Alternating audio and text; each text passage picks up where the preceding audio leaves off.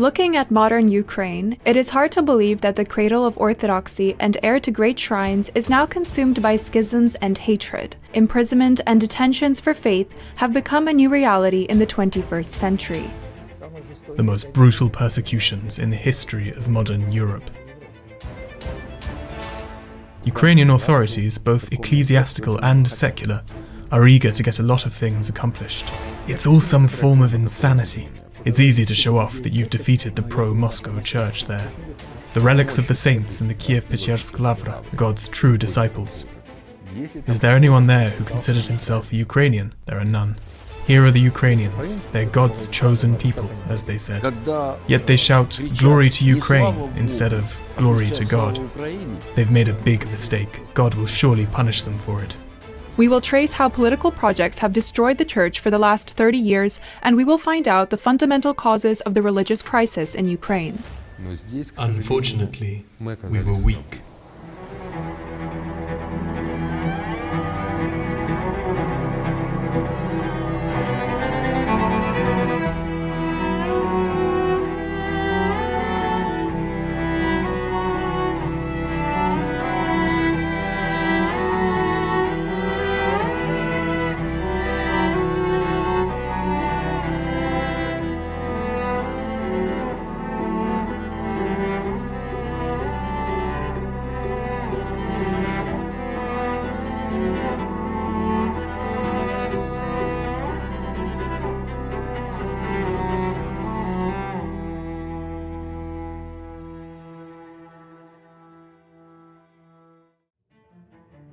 In the mid-1980s, the Ukrainian Exarchate of the Russian Orthodox Church was the only canonical religious structure in Soviet Ukraine.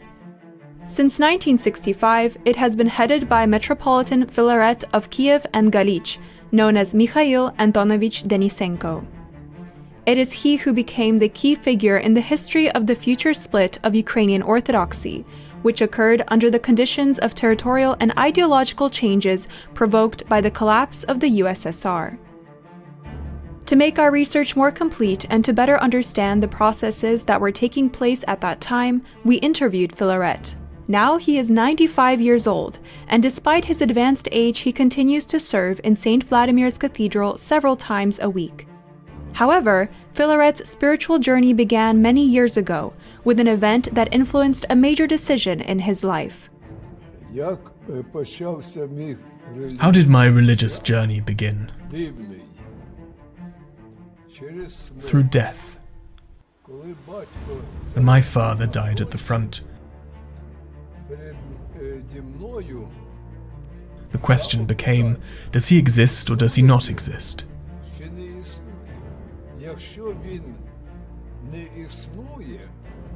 If he doesn't, is it possible to love something that is not there? And I came to a conclusion then. It is impossible to love something that does not exist. But since I love him, it means that he exists. And if he exists, then God exists too. And if there is a God, then one should serve him above all.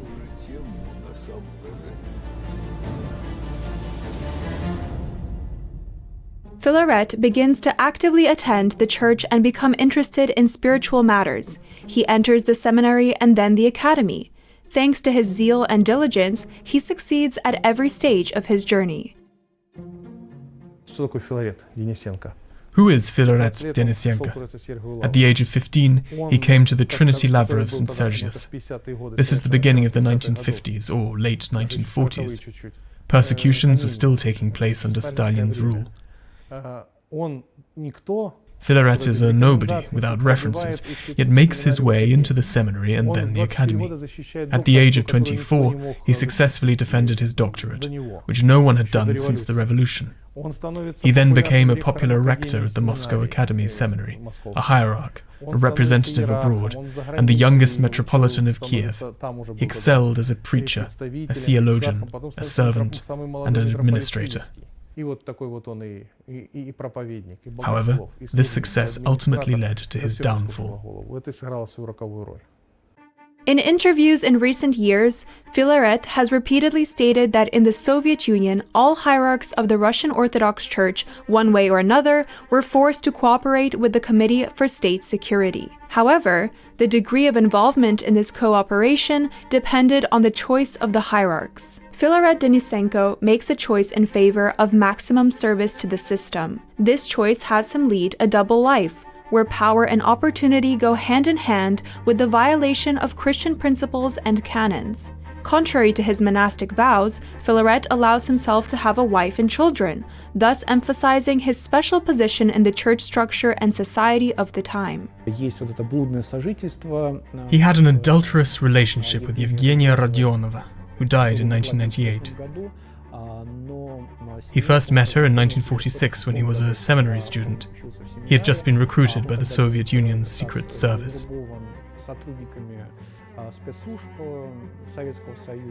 He finally consented when he was already studying at the Moscow Theological Academy. The so-called religious scholars in uniform at the Lubyanka were very interested in him. The old clergy used to tell me that she didn't stand at the altar. As we all know, there were galleries in St. Vladimir's Cathedral, so she stood in the gallery during the service. The priests kissed her hand and gave her a drink on a silver tray. They were afraid to talk about it for one simple reason. There was a certain machine behind her, and he was a certain hierarch, but it was true. His wife attended services, and if you wanted to make some kind of career there, you had to give a gift to the wife, give a bribe, and so on.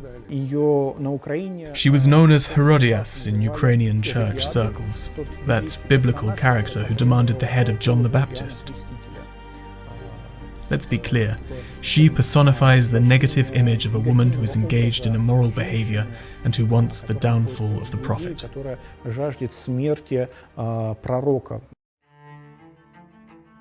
Over the years, Filaret Denisenko took advantage of such privileges to establish a reputation as a tyrant who would stop at nothing to achieve his goals. In his management of church affairs, gospel truths often took a backseat to the desire for power. I know those who know him, the people of the church. He acted like a tough man. He's a tough administrator. He carried out the orders of the Soviet authorities very rigidly. They told him in the 60s that the Lavra was closing. He came and said, "That's it. There are still people alive who remember it." A figure of incredible power and authority. This is a man who instilled fear. Filaret is a politician, pure and simple. Compared to other church leaders, Filaret Denisenko stands out for his authoritarianism, solidifying his position through fear and political maneuvers. His loyalty to Soviet power requires constant proof.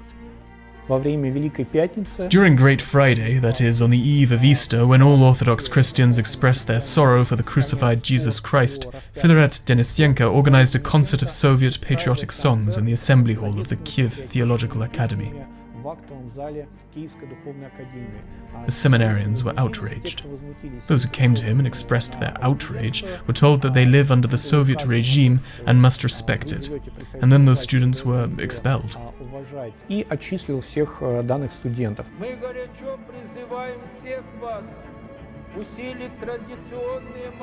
We fervently call on all of you to intensify the traditional prayers for the leaders of our motherland in order to provide all possible spiritual support for their truly titanic efforts. In a similar way, Filaret accumulated the loyalty points he needed to reach the culmination of his ecclesiastical career, the status of Patriarch of the Russian Orthodox Church. He realized that only Soviet authorities could give him this. The death of Patriarch Pimen of the Russian Orthodox Church in 1990 and the subsequent elections were pivotal moments in Filaret's life. As the custodian of the patriarchal throne, he is the main contender for the patriarchate. However, global general political processes will inevitably make their own adjustments. When Patriarch Pimen died, and there were elections for the patriarchate, Filaret was certain he would become the next patriarch.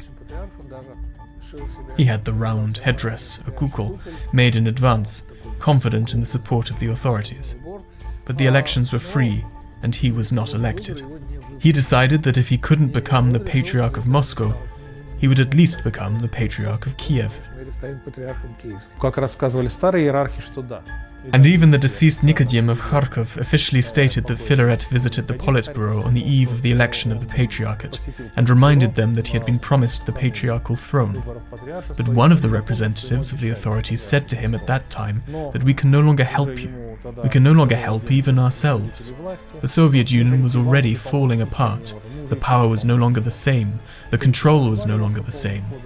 But Filaret wanted it so very much. He yearned for it. He never even hid it. And the hierarchs themselves confirm it too. For 6 months he had been the locum tenens. He had already held synods, supplied new bishops, and already made decisions. So the man had prepared himself entirely. He got into his role. In other words, his dream is so close and is then abruptly terminated.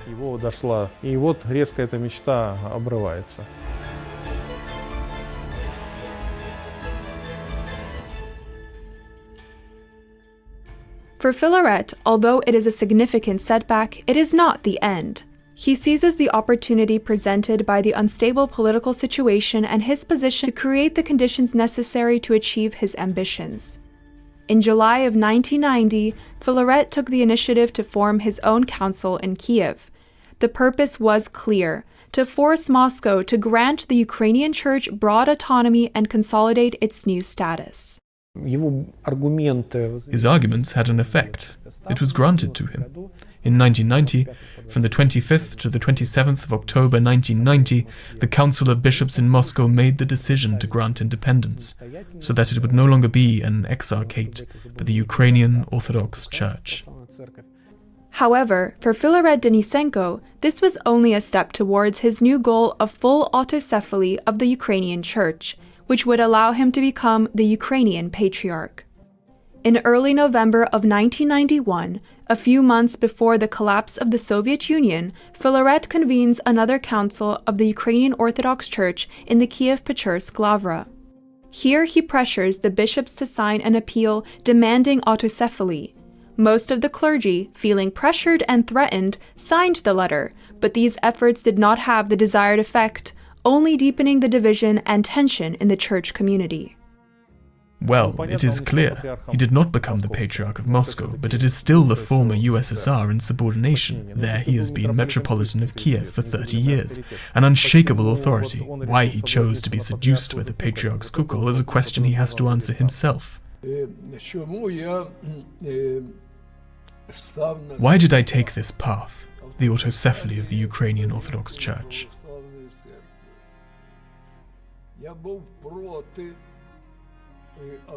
I was against autocephaly as long as the Ukraine was part of the Soviet Union. At the 1992 Council of Bishops in Moscow, he was strongly condemned for his actions and motives, not for seeking autocephaly, but for his authoritarian governance style and unacceptable lifestyle for a monastic. The criticism forced Filaret to accept his mistake and announce his resignation.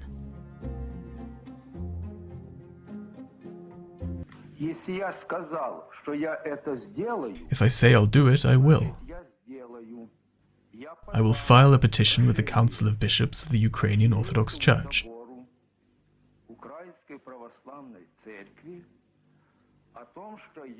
requesting that I be removed from my position as primate of the Ukrainian Orthodox Church,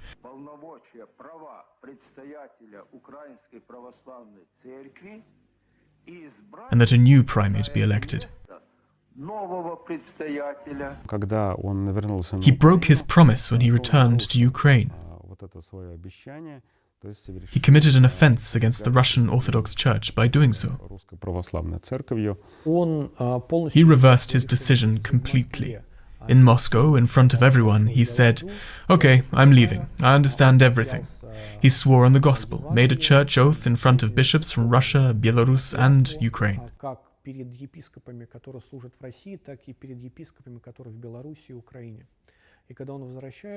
And when he returned, he made a complete U-turn.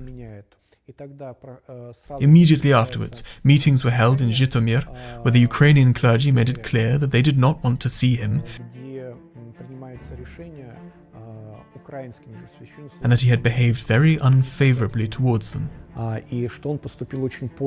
The Council of Bishops of the Russian Orthodox Church deprives Filaret of all ranks and degrees of priesthood. The Synod of the Russian Orthodox Church then instructs Metropolitan Nicodemus to convene immediately a council of bishops of the Ukrainian Orthodox Church to elect its new primate. This bishops' council in Kharkov is taking place under the sign of active opposition from the authorities of the now independent Ukraine. The first president, Leonid Kravchuk, who supported Filaret, directly appeals to the Kharkov regional authorities to prevent them from holding this council, but in vain. There was a council in Kharkov, where all the bishops of the Ukrainian Orthodox Church were present. And at this council, Filaret Denisenko was deprived of his dignity by the Ukrainians.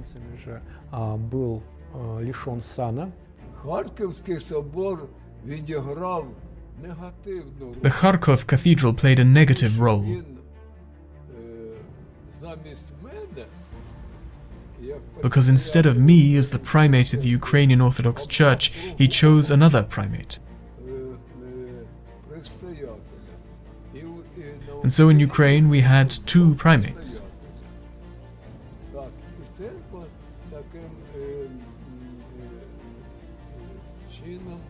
In this way, the church was divided. If the Kharkov Council had not taken place, I would have been the only primate for the whole of Ukraine. In 1992, a crisis occurred in Ukrainian Orthodoxy when the former Metropolitan of Kiev, Filaret, was dismissed from the Ukrainian Orthodox Church. However, at the Kharkov Council, about which different church observers and historians have a varying and ambiguous attitude, Metropolitan Volodymyr Sabodan was elected as the primate of the Ukrainian Orthodox Church within the Moscow Patriarchate.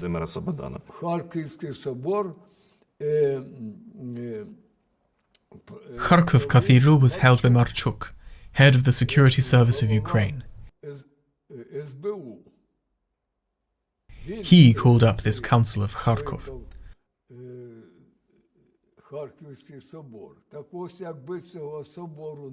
So if this cathedral did not exist, there would now be one church in Ukraine.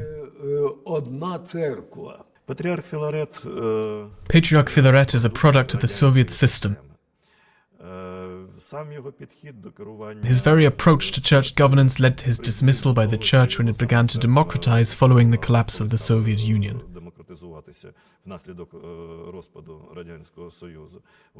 The Council of 92 happened for a reason. And it was politicians like him who eliminated him. This is the Moscow Synod, which was a product of Stalin's restoration of the Patriarchate in 1943. The views of the Soviet Filaret are changing radically, and everyone notices these changes. If before he had taken a firm stance on the preservation of the Church Slavonic language, now he advocates the complete Ukrainianization of divine services. He was a very pro-Russian man. We don't talk much about Filaret, that Soviet Filaret, not yet a schismatic.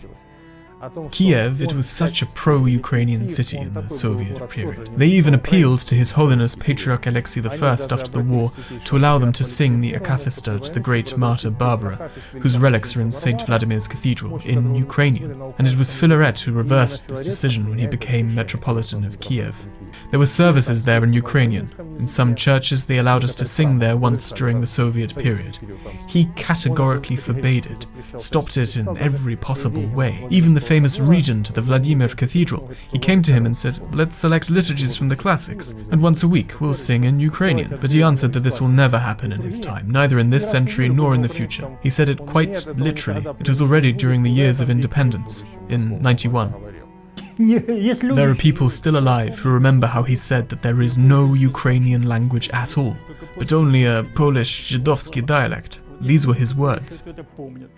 If a priest was from Western Ukraine, Filaret would be oppressing him, pinning him down. And then, abruptly, he changes, that is, abruptly he leaves it all behind and takes a different position. Filaret is taking advantage of the national issue to create his own Ukrainian church.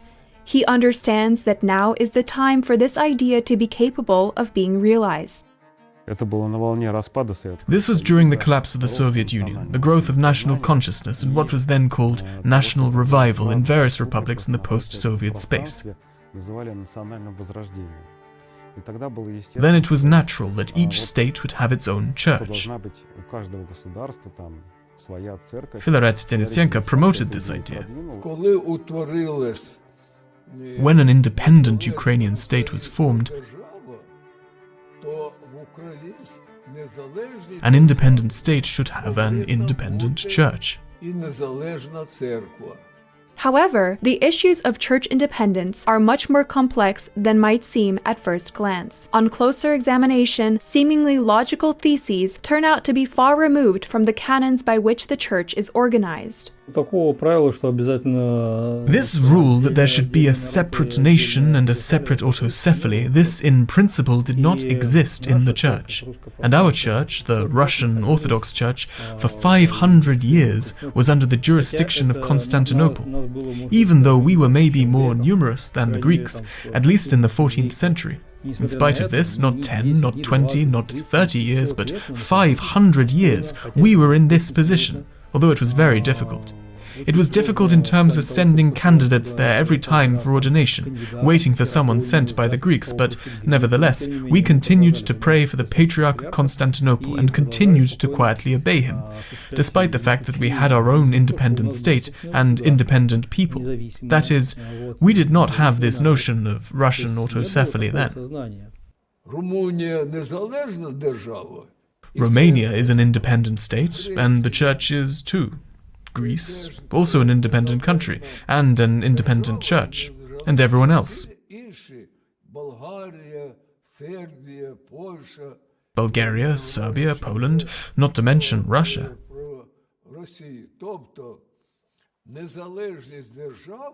That is, the independence of the state requires the independence of the church. There is no other way. The Bulgarians and Serbs, before they received autocephaly, they were under the jurisdiction of the Mother Church for a long time. And it was not 1 year, not 2 years, not 10, although they had their own countries and their own nations. Moreover, this idea that ecclesiastical boundaries should follow administrative ones was condemned at the Council of Constantinople in the 19th century as ethnophilatism. But there are also many nations in Ukraine.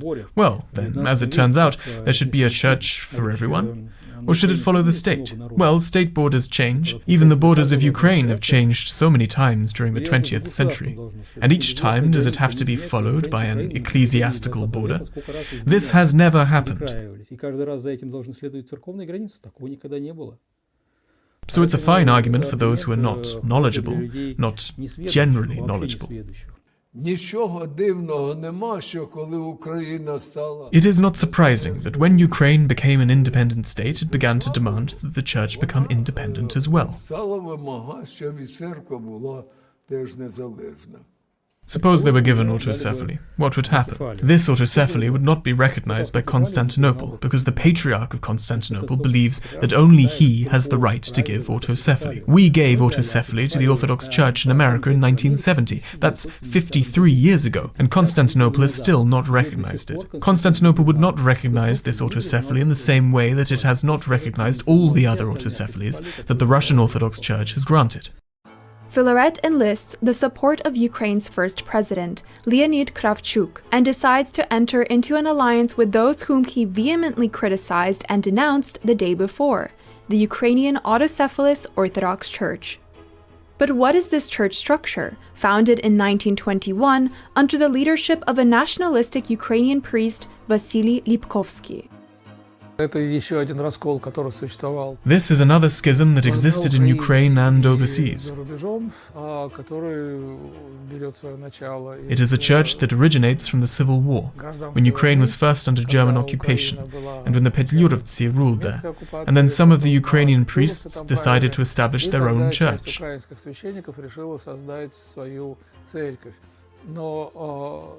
The main thing in the church is the bishop, because priests can't ordain anyone, only bishops can ordain. Therefore, if there are no bishops, accordingly the structure won't last long. That is, it will exist until the priests die, and there is nowhere to get new priests. So they decided to find a bishop. Since there was no bishop, they ordained a bishop themselves. The priests ordained a bishop. They decided that if there was no quality, they had to go for quantity. So a number of priests gathered there, and they all prayed together, laid hands on their candidate, and just to make sure, they also dug out a dead bishop from the grave and put his hand on the head of this candidate. That is why they are called dead-handed bishops. In fact, that's how this so-called autocephalous Ukrainian church began. Later, they rejoined the Orthodox Church of Ukraine. Thus, some of the so-called bishops in the OCU therefore come from this dead hand. I mean, this is not how the canonical community is supposed to be. From every angle, it's a travesty. The autocephalous church received its second rebirth in the 40s, during the German occupation of Ukraine. One of the actual leaders of the UAOC becomes Mstislav Skripnik.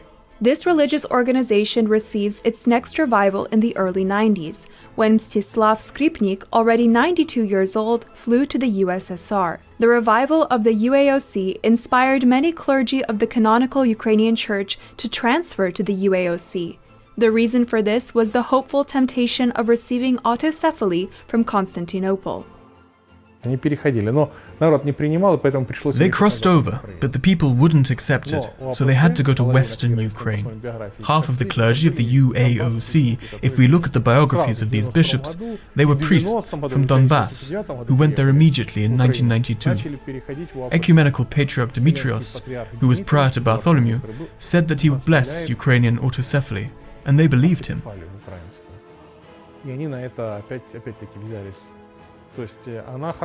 But then they were told that Ecumenical Patriarch Dimitrios did not give his blessing, and they were schismatics, and Mstislav Skripnik is a self-proclaimed saint, and this process abruptly began to subside. Many later returned in repentance, but later on Filaret emerged, and it all came back to life.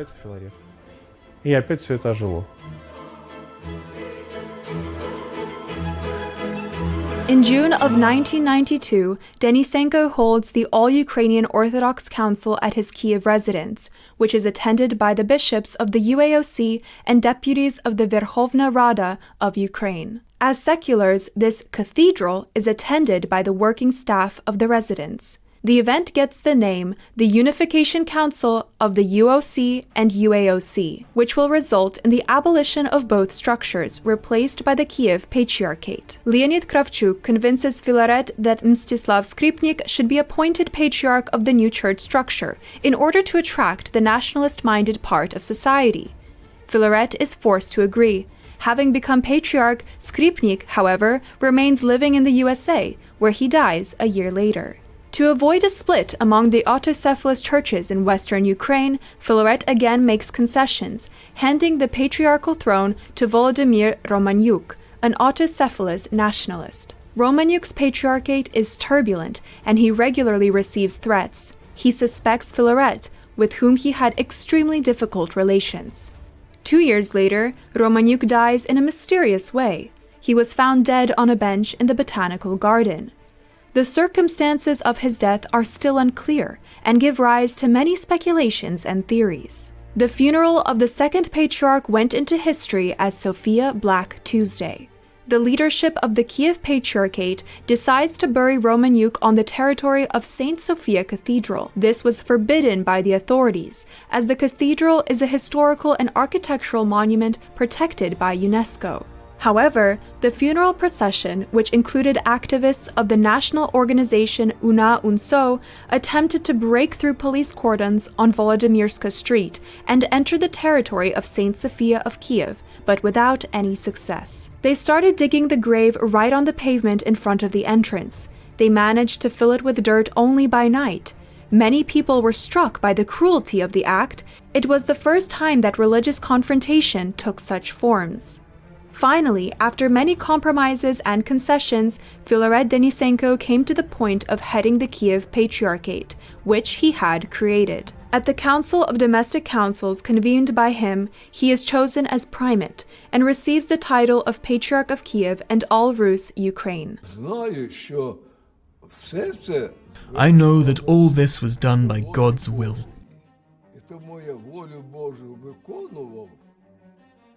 And therefore I fulfilled God's will and reached this position. I became Patriarch of Kiev and all Rus Ukraine.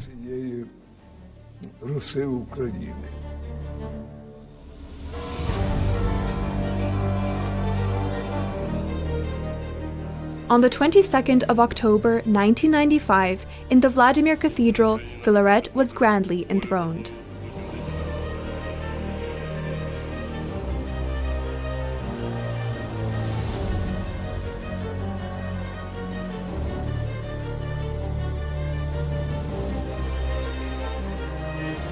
І тому обрання мене патріархом Київським. And so my election as Patriarch of Kiev and all Rus Ukraine, I see it first and foremost as the will of God. Сприймаю як волю Божу.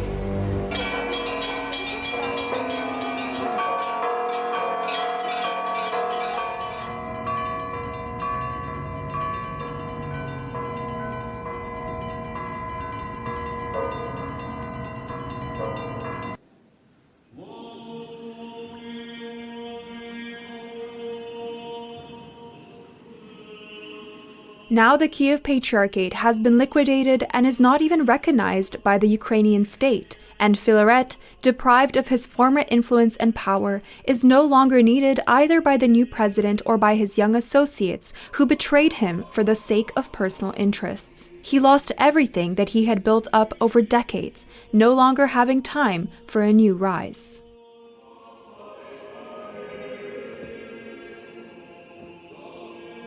Життя земне підходить під кінець. Так ось я зараз думаю про те. Earthly life is coming to an end, so I am now thinking about the Lord, giving me, by His grace, the kingdom of heaven. Про це думаю. Тому що все земне вже. That's what I'm thinking about, because all earthly things do not interest me anymore. I don't need this earthly church if I don't have the kingdom of heaven, right? What's it all for? Не буде царства небесного. Навіщо вона? Another of my teachers at the academy, who gave classes in sectarian studies, told me the following. The thing is that when the St. Michael's Golden Domed Monastery, the academy and seminary, was revived, the pre-revolutionary library was given to Filaret, and he went too because the books were there. You had to work. It was the early 2000s. He said, I was writing, and I felt someone tapping me on the shoulder, and I see Filaret standing there in a plain cassock. He accepted him in '89 to the seminary, to the academy. And we sat at the table and talked for 3 hours, not about politics, not about the church. He sat and recalled his years in the Russian Orthodox Church. He asked me, how's that one on Vladika doing? What about that priest? I realized that he missed the Russian church. His whole life had been spent here with everyone. He still lives in the Russian Orthodox Church. Naturally, that's how he came into the life of the Russian Orthodox Church as a 15-year-old boy, and I think that's how he continues to live within. The Lord is still giving him a chance to come back. Even now, I see no other justification. He's abandoned by all. He has outlived his associates, and the young ones all defected to the Orthodox Church of Ukraine. The same teacher even said to me, you know, I'm looking at him, how has he not lost his mind yet? By all the rules, both spiritual and psychological, a man who works and doesn't believe in what he does goes mad. And this one has not gone mad in 20 years of his false patriarchate, although I can see it, that he does not believe in what he is doing. Те, що я зробив, What I have done for the church, for the Ukrainian state, I will never repent of it, цьому каятися ніколи не буду. because this is the right way. There is a state, there has to be an independent church, there is no other way. There is a state, there has to be an independent church. Іншого шляху не існує. The end of Filaret's era came as a result of the last and perhaps the most fatal scam of his career, related to obtaining the coveted autocephaly. Filaret had talked about the scenario of creating a new recognized church back in the early 2000s. Ми об'єднаємося з автокефальною церков'ю, образуємо. We will unite with the autocephalous church. We will form the Ukrainian church, which will be recognized by other local churches, first of all by the ecumenical patriarch, and we will exist as an autocephalous church, as a local church, equal with other Orthodox churches. З другими православними церквами. Filaret tried to realize the idea of autocephaly with almost all presidents, and only with Petro Poroshenko did he have a real chance of doing so. The fifth president himself saw it as a PR move that could improve his low ratings ahead of the upcoming presidential election. The audacious granting of the Tomos to the Orthodox Church of Ukraine in 2018 had many reasons. The first being political ambition, self-confidence in his actions, and Petro Poroshenko's complicity. He was eager to use the OCU for his election campaign as president. He even created some sort of quasi-national church of his own. Pyotr Alexeyevich had this notion. These people couldn't do it, but he could. He had this idea. No one could do it, but he could. What does it matter how it looks? Yushchenko couldn't do it, could he? Kravchuk couldn't do it, could he? But he did. Here it is worth explaining the historical background of these processes. For the first 5 centuries after the adoption of Christianity, the Russian Orthodox Church was part of the Patriarchate of Constantinople and represented a single metropolis with its center in Kiev. In 1448, the part of the metropolis with its center in Moscow gained de facto independence, and then the Orthodox metropolis of Kiev was transferred to the Moscow Patriarchate by a charter of 1686. It is this charter that on the 11th of October 2018, unilaterally, the Patriarch of Constantinople decides to cancel and then restore the Stavropigia in Kiev, subordinate to itself. Along with this, the bans on the bishops of the schismatic Ukrainian churches were lifted. Poroshenko was on very good terms with Shostatsky and wanted to make him head of the OCU.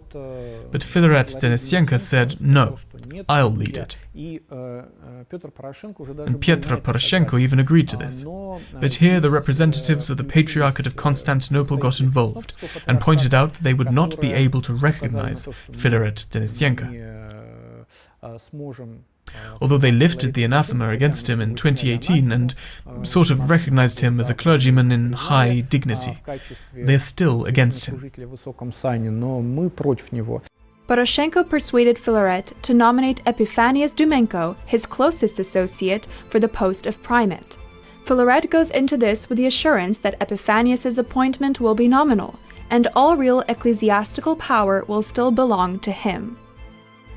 On the 15th of December 2018, Poroshenko is convening a so-called Unification Council to announce the creation of a new church structure, the Orthodox Church of Ukraine, which will be granted the Tomos of autocephaly. Invitations to this council were sent to all hierarchs of all Orthodox churches. One of those who accepted this invitation was the Metropolitan of the Canonical Ukrainian Orthodox Church, Alexander Drabinko.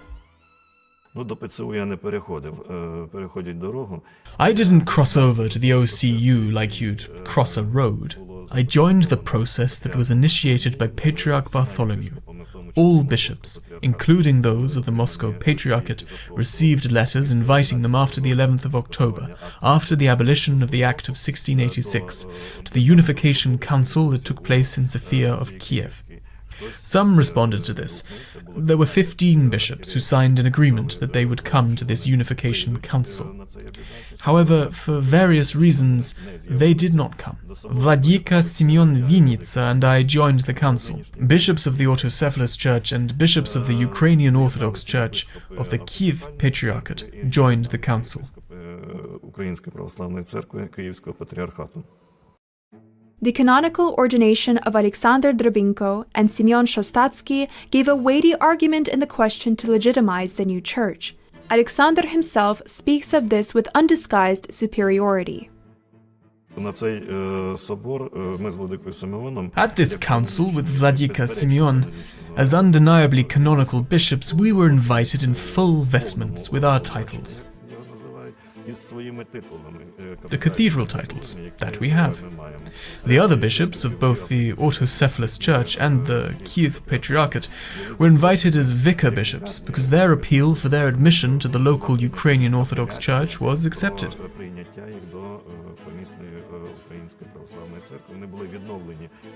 They were restored to their canonical status as the out-of-state bishops of the Kiev Metropolitanate, which was restored in October.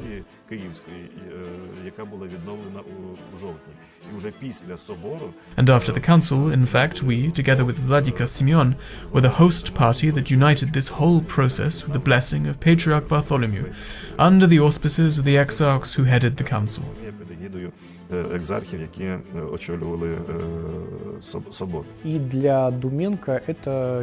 And for Dumenko, this represents a kind of legitimacy.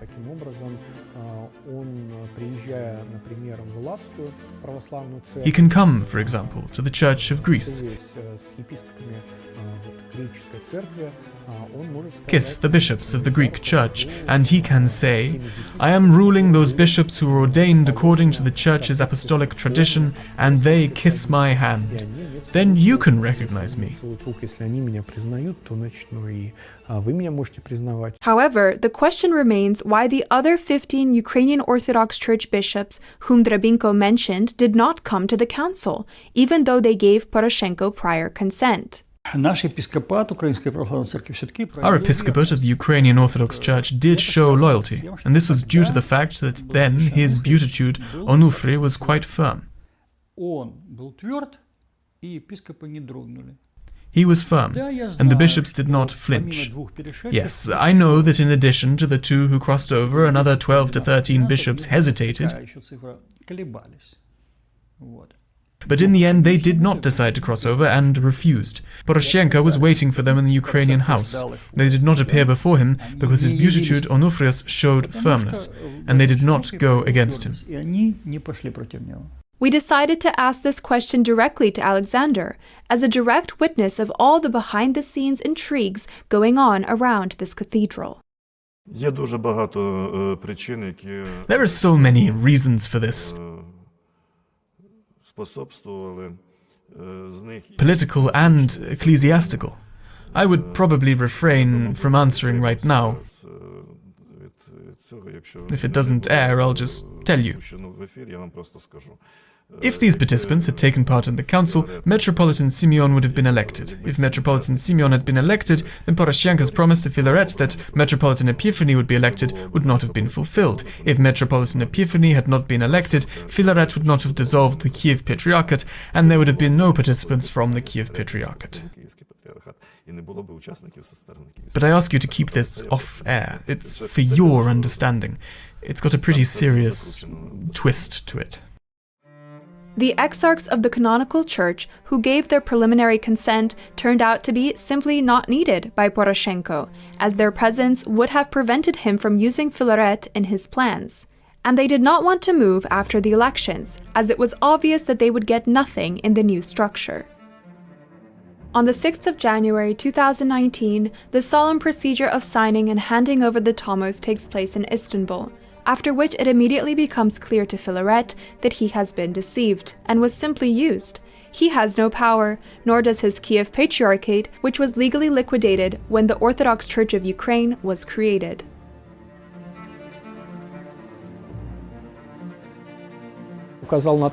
He pointed out that it was a deception, that he was deceived by Pietro Poroshenko, Epiphany Dumienko, and Bartholomew, that it was some kind of conspiracy.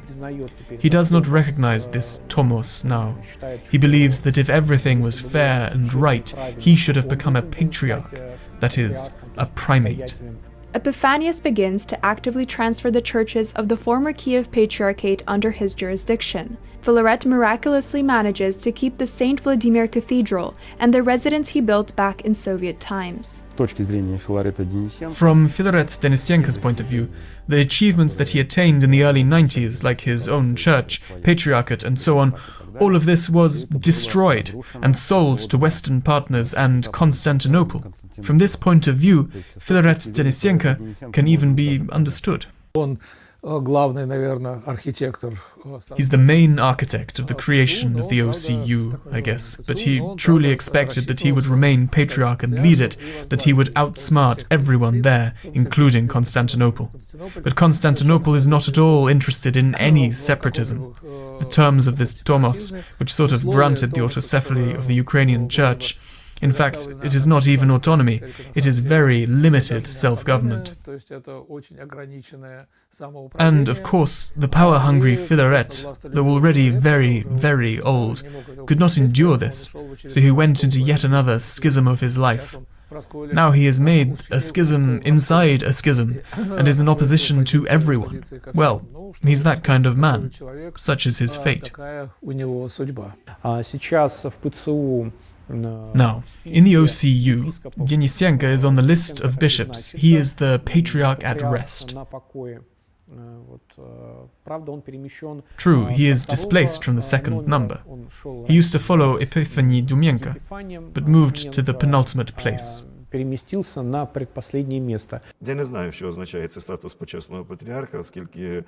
do not know what this status of honorary patriarch means, as he has never been a patriarch for me, and even more so, I do not perceive him in the status of honorary.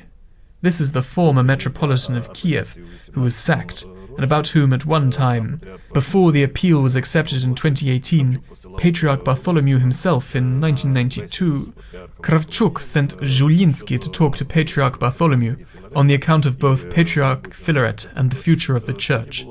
That is, at that point, Kravchuk had a desire to legalize the Kiev Patriarchate. This happened more than once. Delegations were sent and asked. Well, that time, Patriarch Bartholomew said that these are the internal affairs of the Moscow Patriarchate. Let them solve the problem of this schism, and we will accept their decision.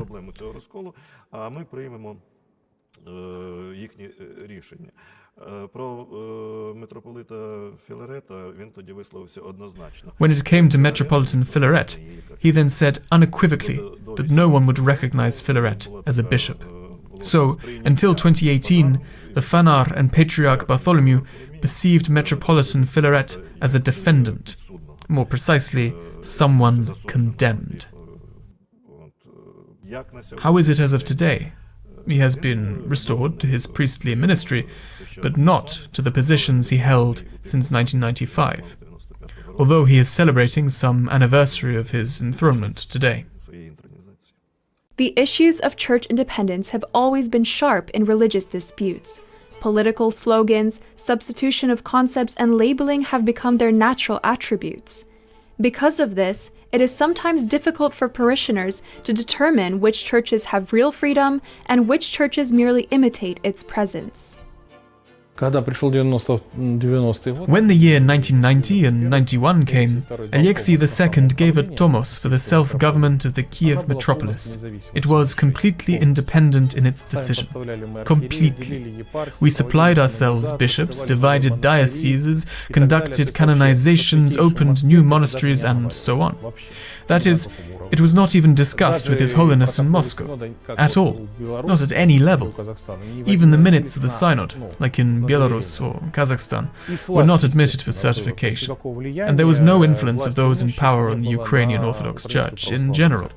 That's how the UOC lived. It was only a part of the ROC. It was independent as a church, although it was not given independence officially. It participated in the Council of Bishops, so what happened was that the Russian hierarchs could not influence the decision of the Council of the Ukrainian Church, and the Russian Council could not take place without the participation of Ukrainian bishops. They did not influence us, but without us, it was impossible to elect a new patriarch or to make a new church decision if the Ukrainian bishops did not come. And in the synod of the ROC, there was a metropolitan of Kiev. He was the first after the patriarch. The Orthodox Church of Ukraine explicitly calls itself independent, arguing that it has the Tomos of autocephaly. But what actual signs of independence has it received? The OCU Tomos stated that all foreign parishes belong to Bartholomew. The installation of new bishops takes place only with his blessing. Canonization of saints is also with his permission. All laurels must be stauropegial, that is, to be in direct subordination to Bartholomew. Historical monasteries and churches were chosen, which should also be subject to Bartholomew, and they must send part of their finances to the Church of Constantinople as well.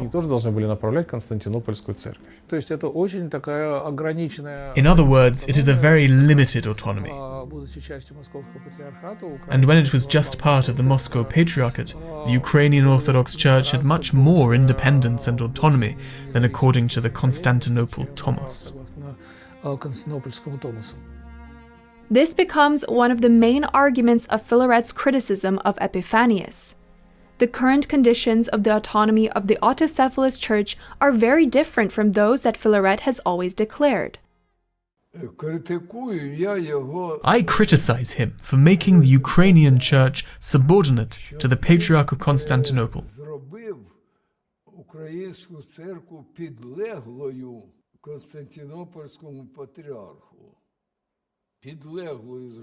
Subordinate. Although it is called autocephalous, it is in fact dependent on Constantinople. Now, Filaret Denisenko points this out, that we have not read the Tomos properly, that if we had studied it better, it shows that it is not autocephaly but some kind of autonomy, but under the clear leadership of the Patriarchate of Constantinople.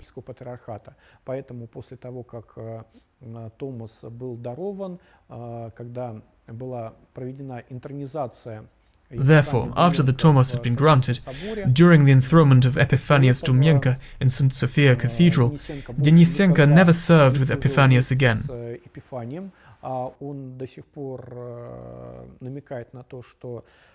He still hints that it is necessary to continue to unite the churches. He says that there is the Kiev Patriarchate, and there is the Ukrainian Orthodox Church of the Moscow Patriarchate, which has not yet been liquidated on the territory of Ukraine, and all of them should be united, and a single patriarch should be elected. Filaret repeated this thesis numerous times throughout the interview. Ukraine needs all Orthodox churches to unite into one church. What's stopping it? Human desire to be a ruler. They do not want to give up power.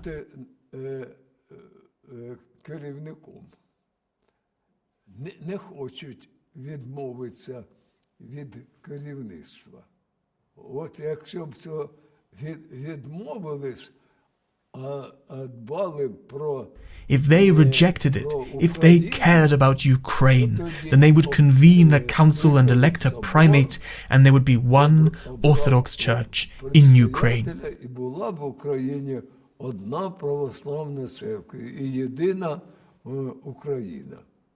We directly asked Filaret, would he have recognized Epiphanius as the primate of the new united church if the Council of the Three Churches had chosen him?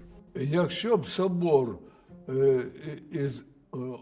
the council were to elect Epiphanius, naturally I would obey.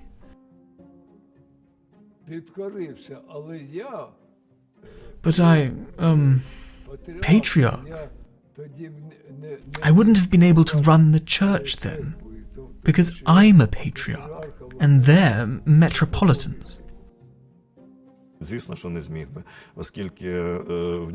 Of course he could not, as he had an ideal opportunity not to create another schism in 2019 and remain within the Orthodox Church of Ukraine.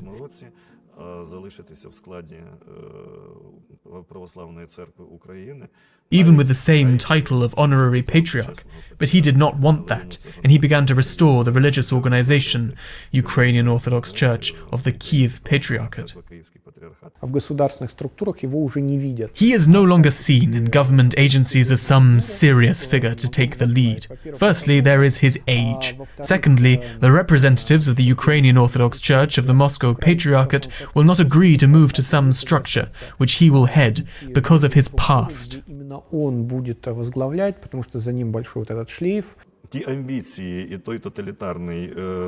These ambitions and the totalitarian style of management that he had did not allow for the fact that, firstly, he did not fit into the system after 1990. When there was a democratization of society and the church. Even more, he did not fit into the current system after 2018, and he had a desire to remain patriarch and to lead the church internally, as he said. And Metropolitan Epiphanius had to fulfill external attributes to represent the church, not to govern it.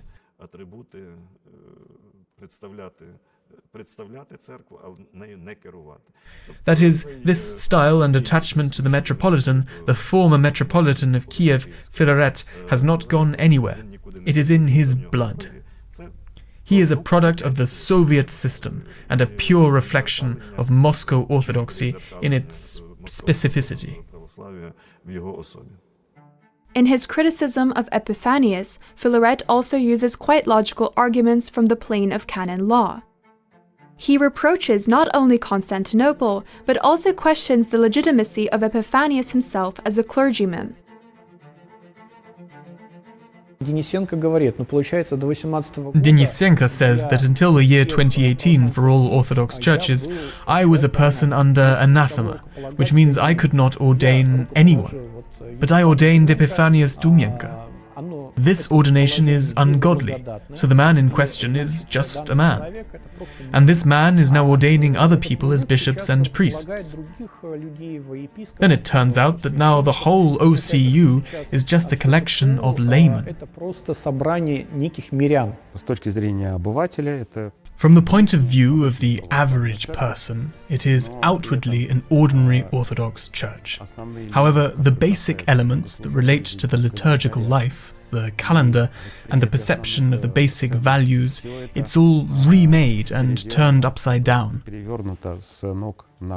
Those people who are called bishops are not bishops. They have no canonical ordination. We have this concept of apostolic succession. It is, in fact, the basis of the foundations. That is, the apostles ordained the first bishops, they ordained the next generation of bishops, and so on until today. This is called the apostolic succession of the episcopate, those people who call themselves bishops. There is no apostolic continuity between the OCU and those who are in different schismatic communities. They are just masquerades. Any person in a free country can buy a bishop's vestment, dress up and say that he is a bishop. But that does not make him a bishop.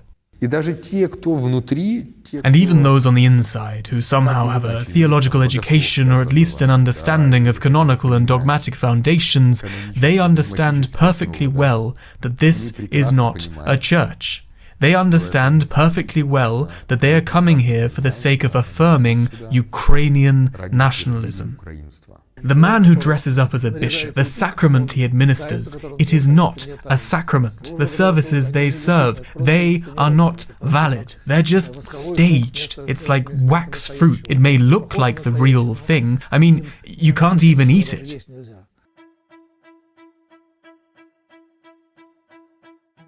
Moscow regards Constantinople's actions as a violation of the fundamental church canons, according to which Bartholomew had no right to grant a tomos to the Ukrainian church. что согласно каноническому праву It should be well understood that according to canon law, each local church is responsible for all its territories, including self-governing territories. Accordingly, there are Orthodox rules, according to which no bishop interferes in the affairs of another bishop. Вселенский патриарх The ecumenical patriarch, in his ignorance, I beg your pardon, but it is so, thinks that this signature gives him the grace of sainthood. Well, I'm sorry, that's out of line. I don't even know how to define it. Для патриарха Варфоломея это была... For Patriarch Bartholomew, it was an opportunity, as now has become clear from many of his speeches, simply to take revenge on the Moscow Patriarchate.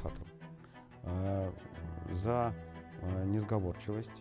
For intransigence, for the fact that the Russian Orthodox Church refused to participate in the Pan-Orthodox Council on the island of Crete. In addition, the Russian Church refused to sign a number of documents. Отказалась подписывать целый ряд документов. Ведь не просто отказалась. They refused to sign the large document Orthodoxy in the Modern World, which was, from the point of view of our church, very liberal. С точки зрения нашей церкви, очень либеральным. Вселенский патриарх сейчас претендует на то, что он ответственен. The ecumenical patriarch now claims to be responsible for all churches around the world, but this is pure papism, the same which the whole church abandoned and which resulted in a separation from the western part, which became the Roman Catholic Church. It's a basic foundation that we don't have such a figure, and we can't have one. It goes against all Orthodox doctrine of the Church. Это противоречит всему православному учению о церкви. Moscow is making attempts to reason with Constantinople, as its actions could lead to irreversible consequences in relations between the churches, and so a global split in the Orthodox Church world. Патриарх Кирилл даже ездил Patriarch Kirill even traveled specifically to Istanbul to talk поговорить и объяснить ситуацию. and explain the situation to Patriarch Bartholomew. However, it turned out that the political interests and ambitions of Constantinople were above centuries-old friendship. Выше как бы дружбы там многовековой. It is in 2018 that Sam Brondbach was appointed as the United States Ambassador for International Religious Freedom. He publicly declares his support for Ukrainian autocephaly and becomes the chief diplomatic overseer of this process. Therefore, Bartholomew's decision was influenced not so much by Ukrainian politicians and their wishes, but by a sanction from the United States, which has had an all-powerful influence on all recent patriarchs of Constantinople. После войны это уже было совсем очевидно, начиная с патриарха. After the war, it was already quite obvious, starting with the Patriarch Athenagoras. The Patriarch of Constantinople can only be a Turkish citizen. Athenagoras was Greek and was not a Turkish citizen, but after the war he was brought to Constantinople in an American aeroplane, and immediately, on the airfield, he was granted Turkish citizenship. И тут же на летном поле ему было вручено турецкое гражданство. И он стал And that's how he became Patriarch of Constantinople. And since then, after Athenagoras, Demetrius and then Bartholomew are all proxies of the United States, and they keep them on a short leash. которые находятся на коротком поводке у Соединенных Штатов и которые исполняют поручения. Но вначале это там оправдывалось тем, что вот есть холодная война. At first it was justified by the fact that there was a Cold War, so you have to somehow influence orthodoxy, most of which was behind the Iron Curtain. But then the Cold War was over, and this grotesque interference of the United States in the religious life of another denomination continued. And as we can see, it has already reached the point of introducing a schism. Внесение раскола. Его действительно принимали. He was already welcomed in the United States as a head of state, like a pope, only of the Orthodox world, and so he is called now. But his ambitions are not limited to those of a modern pope, but are of the papacy of the Middle Ages, when popes felt themselves all-powerful, imposed so-called interdicts, bans on sovereigns in Europe, and so on. Modern popes do not do that, but Bartholomew thinks that he can come to Latvia, Lithuania, and Estonia and say there, support my church, but destroy the Moscow Patriarchate. Церковь, а московский патриархат уничтожьте. In fact, he implements the decisions of the American Committee. There are regular meetings with representatives of the State Department of the United States of America. All decisions of the Patriarchate of Constantinople are politicized, which is why it is disparagingly referred to as the Istanbul Patriarchate. Варфоломея принимают в Соединенных Штатах. Bartholomew is accepted in the United States as their client, whom they maintain and for whose interests they lobby in Turkey. Интерес, которого они лоббируют в Турции. Если проанализировать вот его положение. If you analyze his position in Turkey, he guaranteed that he is well treated by the Turkish government and allowed to take up residence at the Fener in Istanbul. Как бы занимать резиденцию на Фонаре в Стамбуле.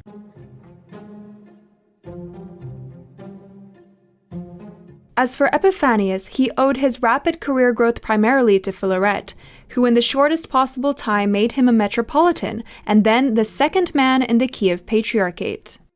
At the moment, he is seen as an unassertive figure, unable to make strong-willed decisions in the interests of the church he leads. Now Epiphanius is present everywhere as the primate of the true Church of Ukraine.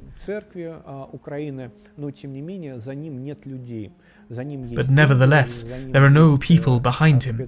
Behind him there is money, behind him there are special services, and he works with foreign partners. Abroad they try to present him as an authoritative and significant person, and that he is adored by the people of Ukraine, but in fact he is treated rather coolly, even within the organization itself. Епифаний проявил себя как человек, с которым всегда... Epiphanius has shown himself to be a man with whom one can always make a deal. Особенно Варфоломей, человек с... I think Bartholomew has very great political ambitions, and he likes power. который ясно, что любит власть. That's why he chose a person who is accountable to him and who will obey him. Епифаний ни разу, собственно, как бы не нарушил. Epiphanius has never once broken the promise of obedience to Bartholomew that he gave in 2018. There were no particular conflicts. Никаких особых конфликтов, даже по поводу там... Even over the ownership and transfer of the cathedral in Kiev to the leadership of the Patriarchate of Constantinople. Константинопольского патриархата. Even though he executes everything correctly and clearly, he still can't rally people around him. Более сильные епископы, в том числе те, у которых есть все-таки канонический статус, вот они пришли в ПЦУ из... Stronger bishops, including those who have canonical statuses, including Metropolitan Alexander Denisenko, show a certain disdain for him, демонстрируют даже некое такое пренебрежение. То есть это hinting, "Who are you? We were ordained in the canonical church. We are metropolitans. And who are you?" Вот ты кто такой? Alexander Denisenko himself initially wanted to see Onufri, the head of the canonical church and the head of the OCU, because then the whole process of its creation would have taken on a completely different scale. However, Onufri ignored Bartholomew's letter inviting him to the Unification Council. When I spoke to Metropolitan Onufri, shortly before the events of October and December 2018, we had a 20-minute conversation. I told him, "Your Beatitude, get involved, call a local council, ask the opinion of the bishops, ask the opinion of the laity, but please, do it without Novinsky, and without Metropolitan Antony Pakanich, the administrator of affairs." At that time they blocked all the processes that took place in church life. They kept them under control.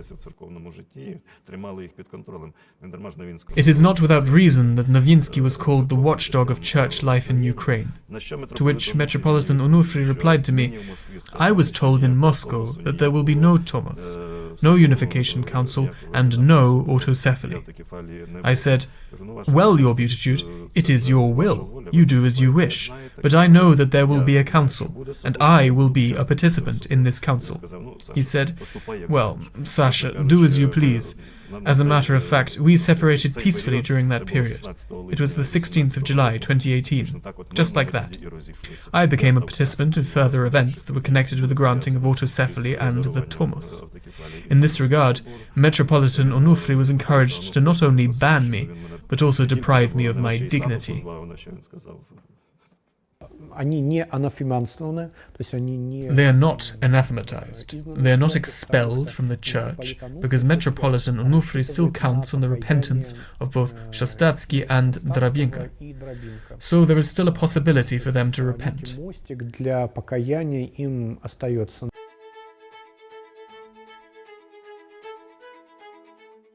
Even before his transition to the OCU, he had an extremely controversial reputation, was involved in a lot of scandals, and stood out for his egregiousness, so the transition itself was not a surprise to many. Well, Dorobenko is a man who hasn't been branded before. Metropolitan Alexander Dorobenko was famous only for sharing the inheritance of Metropolitan Vladimir Sabadan. Dorobenko was temporarily in power under the sick, blessed Vladimir, and in his hands he held the reins of the Ukrainian Orthodox Church, all the power. At one time, he actually led the Ukrainian Orthodox Church, and many of those whom we commemorate today, unfortunately with an unkind word, got their career advancement under him. So he began to split dioceses, and completely different people began to appear. There was a sort of liberal wing. He was allowed to do everything under the late Metropolitan Vladimir Sabadan when he was his secretary. Despite the comments of hierarchs and everyone else, he was like a spoilt child who could do anything. This is the same policy he continues to pursue until today. He never ran the diocese. He was always a kind of nominal metropolitan, and he led such a, I would say, bohemian lifestyle, judging by his social networks. He's always dressed very fashionably, and that's what really sets him apart. He's like a pop star in the church world. After the Blessed One died and he lost his position, he thought he would be given something in the new structure, but he was given nothing, so he was left on his own again. For 25 years he was at the Metropolitan's side, and he was a Vladika, and ordained many people, but no one followed him. Although he wrote letters and traveled to persuade them, no one supported or accepted him. Such was his fate.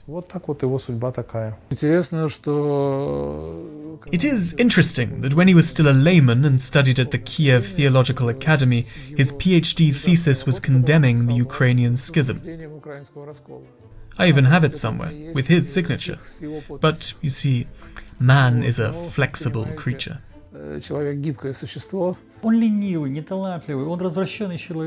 He's lazy, he's untalented, he's a corrupt man. There are people like that, you know, power hungry. That's not him. He's not a dictator. He can do that when he has a protector. There is no protector now, and he is floundering, trying to make a name for himself. Recently, some disgusting footage of him swearing against Matushka Matrona of Moscow has been circulating on the internet. Викидали Матрьонушки і царів Миколаїв і всі остальні оту шушваль не потрібно нам валялися. Так ви знаєте, що тому долбойому, вибачте. Руки треба повідломувати за те, що він зробив в церкві, коли престол демонтував.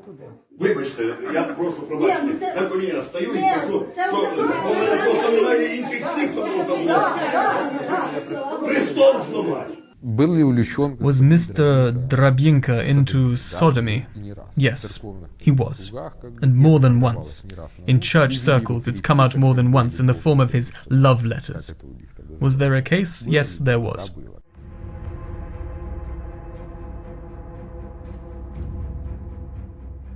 As soon as the OCU was established, its leadership faced the important question of how to provide the new church with parishes. When it became clear that the churches taken away from Filaret were not enough, the OCU began a tough campaign to seize the churches of the Ukrainian Orthodox Church of the Moscow Patriarchate. The transfer to their jurisdiction is done by them with the support of the state and aggressive activists. They come to the head of the district, region, village council, to different levels of officials. They say, "We are the Orthodox Church of Ukraine," and that's it. They have to take orders. This church here, it comes to us. Either they go in with a bolt cutter and just tear the locks off, that's the criminal option, or there is a second one, also like gangsters, but with the appearance of legality.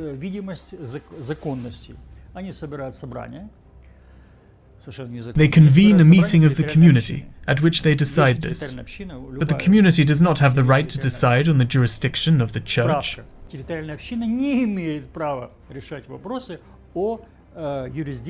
Who has the right? Only the religious congregation. That's what the statute says.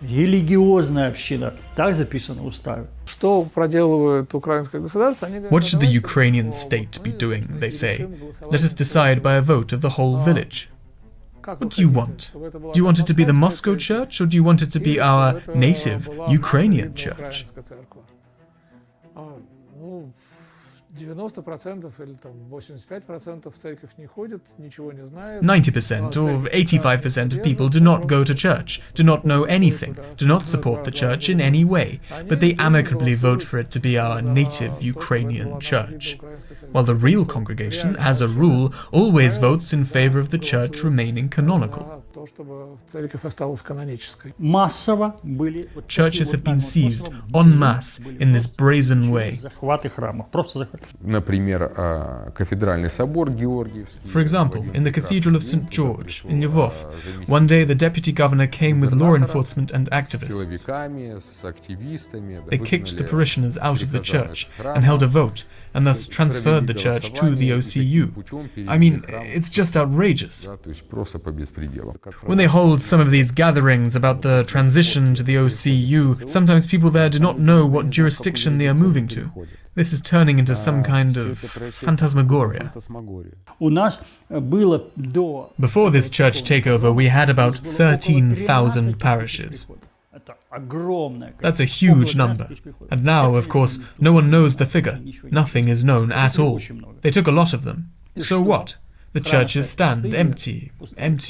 In the refectory part of the church of the Upper Lavra, they're playing some sort of fiddles, concerts to bring people in somehow. No one is there. They've taken over the churches. Here, for example, is our cathedral. So, we don't go too far. Here's the Korolenko Street one in Lvov, and a number of other churches, but you can tell by Korolenko. If before hundreds and hundreds of parishioners used to gather there for the feast, after the forced transfer to the OCU, there is almost no one. No one.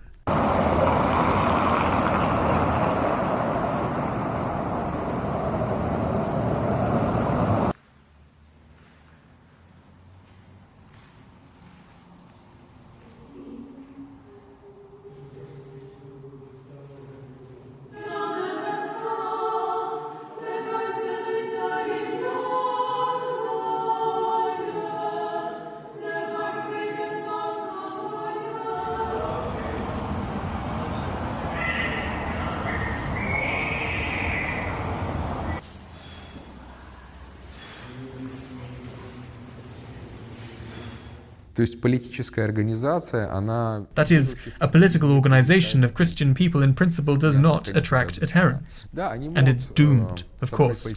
Yeah, they can put together political activists when you need a punching bag. It is necessary to show on camera that there is a Ukrainian church. They can gather, they can come, but it's not serious. It is devoid of grace and devoid of any meaning. This is a kind of political activism. A simple old lady who knows Christ. She will go in. Even if she goes in, she won't actually go in. She realizes there's nothing here. The one she loves isn't here. It's just a bunch of misfits. And that's why the viewer has to realize they've achieved nothing. Nothing. A parish is not only the walls. It is not only the building itself. It is the community. And so it was assumed that it would be easy enough after receiving the tomos to get parishes in the form of both the people and the buildings themselves. But it turns out that's not the case. The building has been taken over, but the people are gone. Because everyone understands that you cannot pray with schismatics. That's the first thing. And secondly, they are self-sanctified. They are unblessed. They do not have the grace of the Holy Spirit. They are self-sanctified. And people understand that. Why go to a well that has no water? A particular struggle is being waged over the Kiev-Pечерsk Lavra, which was leased to the UOC for 50 years in 2013. The Ukrainian government is illegally cancelling this agreement. All this is accompanied by searches of the Lavra by the Security Service of Ukraine, nationalist rallies, and the eviction of monks. Soon, Epiphanius begins to conduct his services in the Lavra. Kiev-Pечерskaya Lavra itself is a whole city, with its own communications, with its own internal life. Well, a Lavra is a city, and now the brethren practically don't live in the Lavra anymore. There are very few left there. Some live in their homes, some in other monasteries and parish churches. I mean, there's already, as they say, abominations of desolation out there. They're taking over, brazenly, rudely, completely unceremoniously. But what is to be done? Again, it is not clear because there is a living monastic community there, which lives, which organically exists there. They're taking it away to give it to the so-called OCU, but the OCU does not have so many monks. They will not even be able to develop this territory. They will not have so many monks to settle there. It is such an informal rule in the church that the center of the church are the ones who pray. And the prayer leaders are mainly the monastics. Those who are in the monasteries pray for the world, pray for the brethren, for the country. Now, if you look at how many monastics there are in the OCU, it's only a few people. It is this factor that makes it impossible for the OCU to use the Lavra for its intended purpose. In this regard, the Ukrainian government is voicing other options for the future existence of the shrine. We will give part of it to the monks, as it was under Soviet rule after the war, until 1964. They lived in the distant caves and served, and the rest was a museum. We'll give part of it to the monks.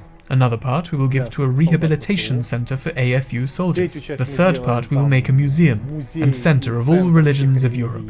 The fourth part of it will be a platform for cultural concerts, which now take place there.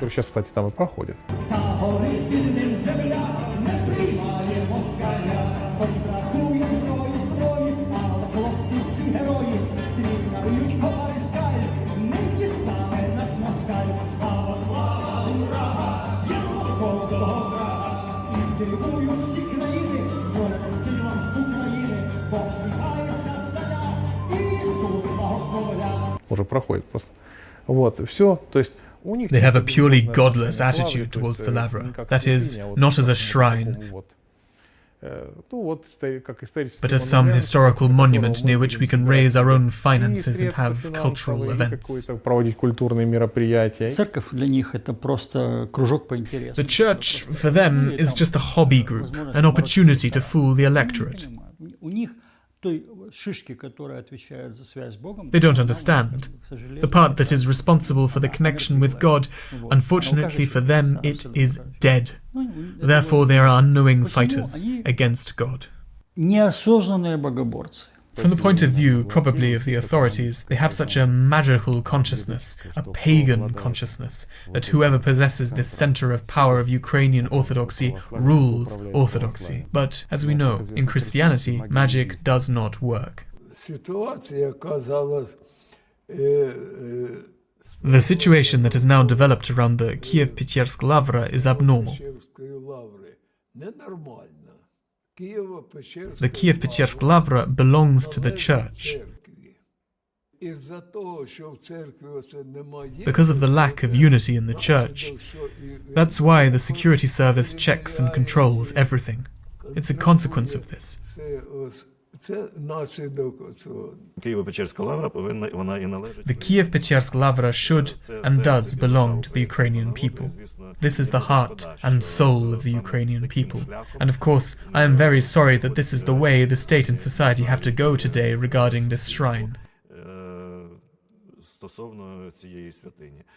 Мені прикро, що і бувший намісник. I am disappointed that both the former vicar and the clergy of the Ukrainian Orthodox Church did not accept the autocephaly of the Ukrainian Church and did not remain in the bosom of the local church.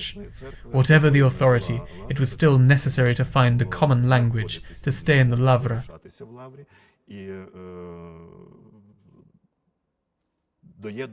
To join together, to find ways to unite on the principles of evangelical and Christian love. A negotiation process is imminent, but it should not begin with someone being forced into it. If you are a Christian, you should seek that unity, not run away from it.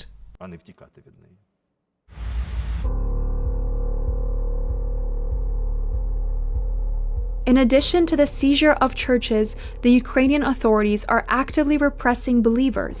Andrei Pavlenko is a priest from Lysychansk. It was reported that he was arrested for belonging to the Ukrainian Orthodox Church of the Moscow Patriarchate. I was arrested by the Aidar battalion and taken to the basement where they were stationed.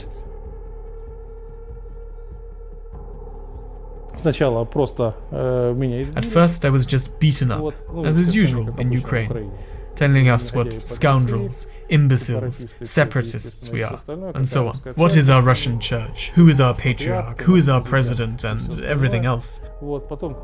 Then I was put in the basement, and the next day security officers arrived, who already made me a proposal that I should renounce the patriarch, call on everyone to go into schism, call on everyone to go into territorial defense, and to urge everyone to evacuate because there was then a forced evacuation of the population from these towns. And there was a proposal that those acquaintances who were in the Lugansk People's Republic, that I somehow pulled them into the town of Popasnaya, and they would arrest them and let me go. But I didn't agree to a single point. Again, I was beaten. I was in the basement for 8 more days. Then I was transferred to the city of Dnipro, to the pre-trial detention center where all political prisoners are kept. In addition to physical torture and beatings, Andrei Pavlenko was subjected to sophisticated methods of psychological torture, such as simulated execution. There was a warden from Lvov. He would hit me and then tell me how he fasted on Holy Week, and he addressed me as Father Andrew. He said that if I wasn't such a scoundrel, he would take my blessing now, and because it was Easter, he would come to the service and take communion. So he had such a chimerical attitude. Then they took me to the firing squad. They put me up, recorded my speech. I said that I was for Russia, for the Lugansk People's Republic, and that I saw my future there.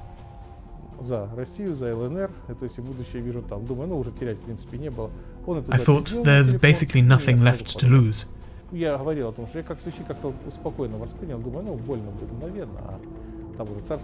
As a priest, I somehow calmly perceived everything. I thought, well, it will hurt instantly, and then there will be the kingdom of heaven. And even the second priest tells me, with whom we were imprisoned together, that he heard the shots, and he didn't know whether I was alive or dead. They didn't take him to the firing squad. They just put him there and scared him like that. I only kneel before God. Andrei Pavlenko was sentenced by the Kiev authorities to 12 years in prison for treason on completely fabricated charges. After 8 months of imprisonment, the Russian side managed to release him in exchange. He now lives and serves in Russia. Alexander Belый, a Lvov publicist who also faced persecution, told us his story.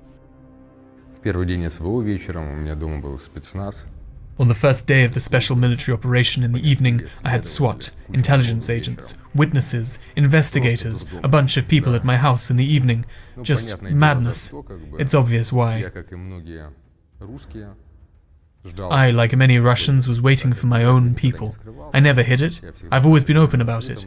For many years, for which I have been both harassed and persecuted since 2014.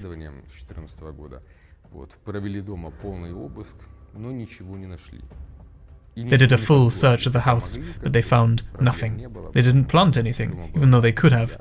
The atmosphere of hate was unbelievable.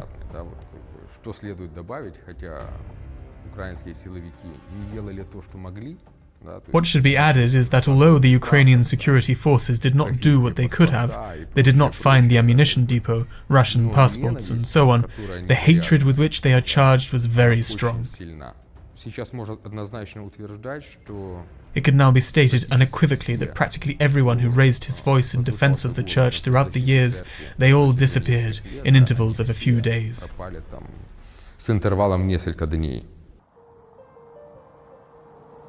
After receiving threats from radicals and having 2 criminal cases filed against him, Alexander miraculously managed to leave his native Lvov and Ukraine.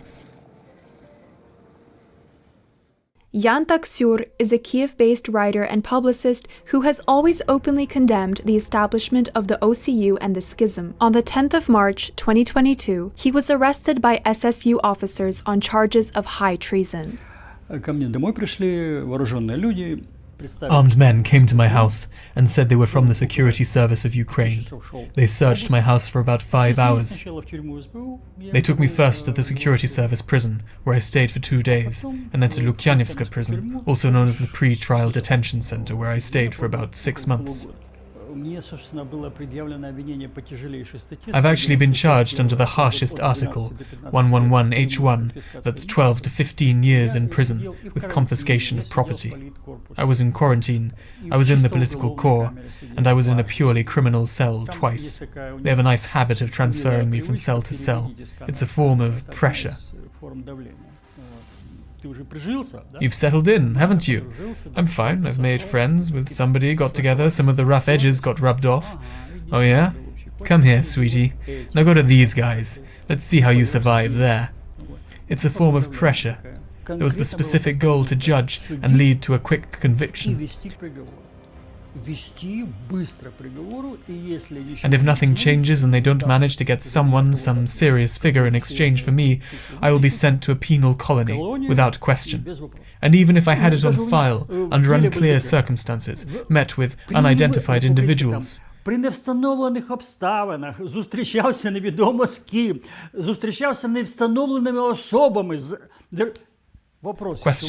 If you have nothing established, why are you judging me? The answer is silence. I said, why? Your Honor, what is the trial for? We were not arrested to listen to our arguments. When I realized that, I stopped making any arguments at all. It was pointless. As in the case of Andrei Pavlenko, Jan Taksur was released as part of the prisoner of war exchange on the 25th of May, 2023. In total, he spent 13 months in a Ukrainian prison. The lack of reaction on the part of the West to these and other numerous cases of human rights violations in Ukraine demonstrates how much European policy is imbued with double standards. The seizure of parishes, the beating of priests, is something that is purposefully ignored in the West by their media and most human rights organizations. The main European value now is support for Ukraine.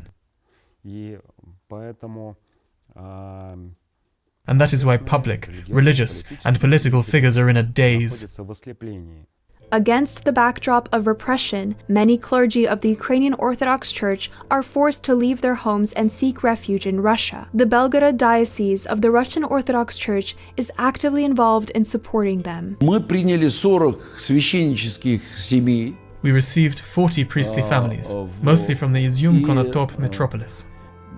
В основном это из Изюмско-Конотопской метрополии. This is the Kharkov region. In the early months of the special military operation, these territories were under the control of Russian troops. The priests helped to distribute humanitarian aid, and they were blamed for this. обвинили их в госизмене, accused of завели state уголовные treason. дела, и Criminal они cases have been вынуждены opened, были and they were forced to leave when these towns in the когда Kharkov region came under опять под Ukrainian rule again. украинским управлением оказались города и веси уже вот Харьковской области. И в дальнейшем часть из них осталась в Белгородской Later on, метрополии. some of them remained in the Belgorod большинство metropolis, and most of them left, traveled throughout the Russian dioceses, and now serve in various dioceses of our Russian Orthodox Church. Сейчас в различных епархиях нашей Русской Православной Церкви.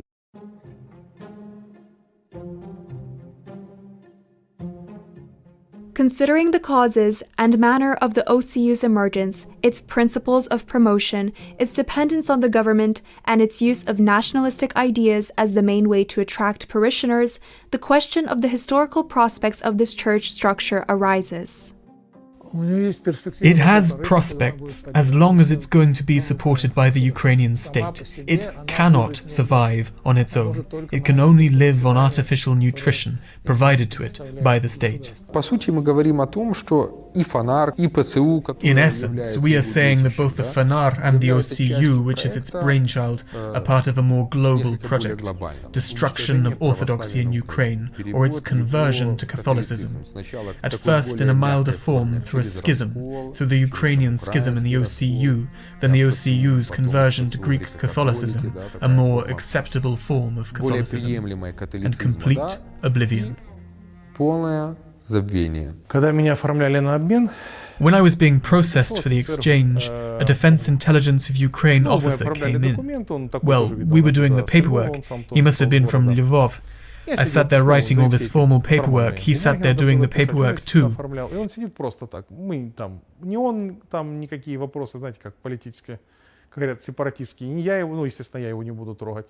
And here he says, "Father, but tell me, my cousin is a priest in Lvov, one of yours, and I know a priest in the OCU, chaplain.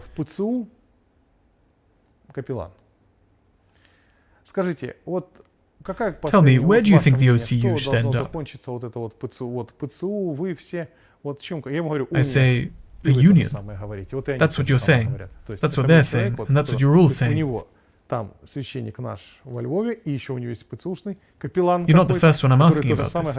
They all say that the end point of the enterprise is a union.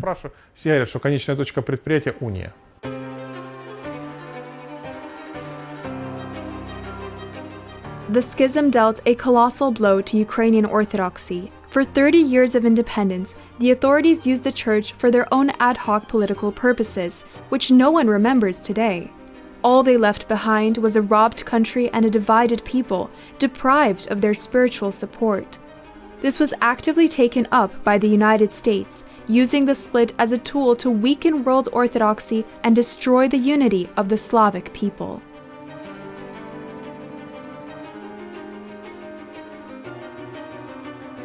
The people of Ukraine were instructed to sever relations with the Russian Orthodox Church in order to destroy the Russian world, Russian civilization, and to tear away the smaller Rus from it. And there is nothing more important. There is no stronger bond than a united faith and one church. And today's situation, we don't know how long it will last. But it is very important for us to take it as a kind of catharsis, that is, purification. Right now, the main decision is forged on the battlefield. Literally, there's more to come. The devil tried to fight the church through heresies, and seeing that he did not succeed in this, he began to fight through schism. The church on our land is more than 1,000 years old. The Ukrainian state is 30 years old. It is clear whose side has the weight, and that weight is on the side of the triune Russia, the Russian Orthodox Church, and the unity of the Russian people. Amen. There can be no other way.